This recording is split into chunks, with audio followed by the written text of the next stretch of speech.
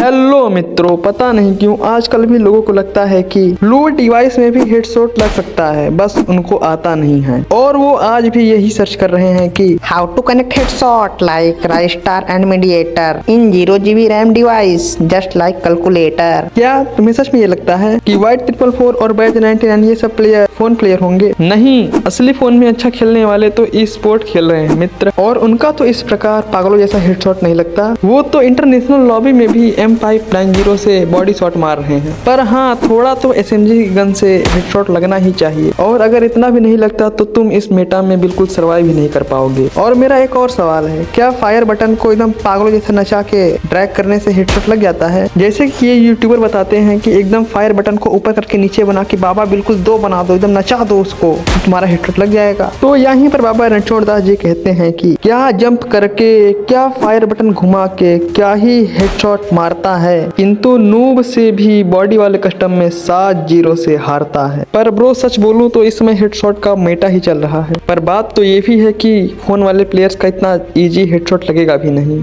तो क्या फोन वाले प्लेयर्स को गेम खेलना छोड़ देना चाहिए? नहीं, उन्हें फ्री स्टाइल से थोड़ा ई स्पोर्ट की तरफ घूमना चाहिए, क्योंकि फोन वाले प्लेयर के पास एक एडवांटेज ये है कि वो ई स्पोर्ट खेल सकता है, पर पीसी वाले नहीं। तो ई स्पोर्ट खेलने के लिए क्या है, बस अपना एक रोल डिसाइड करो और उसी में महारत हासिल कर लो। जैसे मैंने अपना खुद का रोल डिसाइड किया, एक स्नाइपर प्लेयर, क्योंकि शॉर्ट रेंज में मेरा दिमाग काम करना बंद कर देता है और समझ नहीं पाता प्लेयर किधर से हमला करेगा। तो स्नाइपर में पीछे रहता हूँ तो टीम को कवर देता हूँ, ऐसे कवर के नाम पे किल चोरी करता हूँ। हाँ, ये मेरा कन्फेशन था। यह आखिरी वाक्य था लॉर्ड थेनोस का, फिर इसके बाद लॉर्ड थेनोस कभी नहीं देखेगा। ऐसा माना जाता है कि उस कन्फेशन के बाद लॉर्ड थेनोस के मित्रों ने उन्हें धिक्कार दिया और लॉर्ड थेनोस अरावली की पहाड़ियों में कहीं खो गए और वहां साधना करने लगे। कई दशकों तक साधना करने के बाद उन्हें आखिरी में बाबा टिल्लू के दर्शन होते ही हैं। उन्होंने लॉर्ड थेनोस को 3 वरदान मांगने का ऑफर दिया। फिर लॉर्ड थेनोस ने तीनों वरदान कुछ इस प्रकार मांगे, जो हमें नहीं पता, क्योंकि लॉर्ड थेनोस ने ये बताया नहीं और साधु बाबा को भी गुप्त रखने को कहा। ब्रो, पहले मुझे लगता था कि गन स्किन बहुत ज्यादा मैटर करती है और जिसके पास ज्यादा गन स्किन होगी वही ज्यादा प्रो होगा,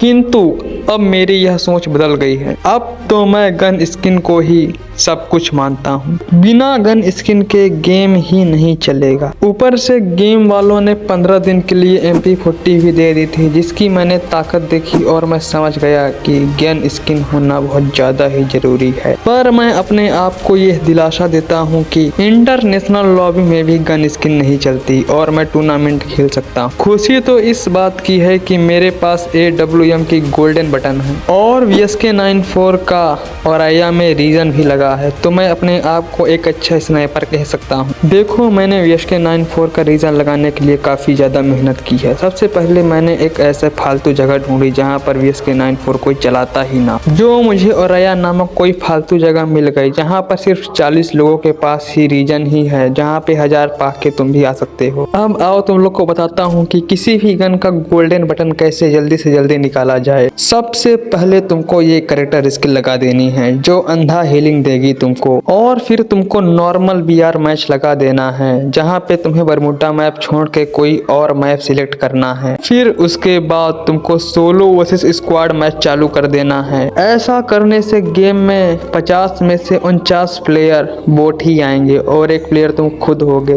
तुमको बस करना ये है, जिस गन का रीजन लगाना है बस उसी गन से प्लेयर को खड़ा करके हेडशॉट मारना होगा। तो जो प्लेयर भाग रहा होगा उस पर फायर मत करना, उसको तुम खुद फायर करने देना। जब वो तुम पर फायर करने में बिजी होगा तो आराम से हेड पर एम लगा के उस पर फायर करो, तो वो आराम से मर जाएगा। इस प्रकार तुम अपने पसंदीदा गन से 25+ हेडशॉट किल कर दो तो तुम्हारा 10 से 12% का प्लस आराम से हो जाएगा। इस प्रकार तुम डेली 3-4 मैच खेल के एक हफ्ते में ही अपने फेवरेट गन का गोल्डन बटन निकाल सकते हो। Tips and trick bye Lord Thanos. पर हाँ, गन ढूंढने में प्रॉब्लम हो सकती है तो ये तुम्हारे ऊपर होगा। जैसे जब मैं AWM का गोल्डन बटन लगा रहा था तो मुझे पता था कि ऑर्सनल में पक्का AWM मिल जाएगी, इसलिए मैं पहले ही 1000 रुपए इकट्ठा करके ऑर्सनल की खरीद के AWM निकालता था, फिर प्लेयर्स को किल करना शुरू करता था। पर तुम्हारी गन कहाँ मिलेगी ये तुम्हारे ऊपर है मित्र। और मैं आपको एक चीज और बताना चाहता हूँ कि गेम प्ले एक अलग चीज है और प्रेशर एक अलग चीज है। जब प्रेशर बहुत ज्यादा होने लगता है तो गेम प्ले अपने आप ऑटोमेटिक ही बहुत खराब होने लगता है धीरे धीरे। जैसे कहीं तुम छिप के फायर कर रहे हो, अचानक से तुम्हारे ऊपर एक आध दो नेट आके गिरना शुरू हो जाए, फ्लैश फ्रीज शुरू हो जाए और फिर अचानक कोई प्लेयर तुम्हारे ऊपर रश कर दे, 2 प्लेयर मैक्सिमम लेके, तो एकदम गेम प्ले कहाँ चला जाएगा भाई तुम्हारा, तुरंत मर जाओगे। तो ये सब कंडीशन बहुत ज्यादा ही खराब हो जाती है। ऐसे कंडीशंस में इंटरनेशनल प्लेयर भी मर जाता है तो तुम कौन सी चीज हो भाई। इसलिए तुमको भी प्रेशर बनाना आना चाहिए सामने वाले प्लेयर पे। तुम भी फाइट करने से पहले एक आध दो नेट कर दिया करो, फ्लैश फ्रीज फेंक दिया करो, जिससे प्लेयर को 1 ना 2 डैमेज पड़ ही जाए, जिससे वो थोड़ा सा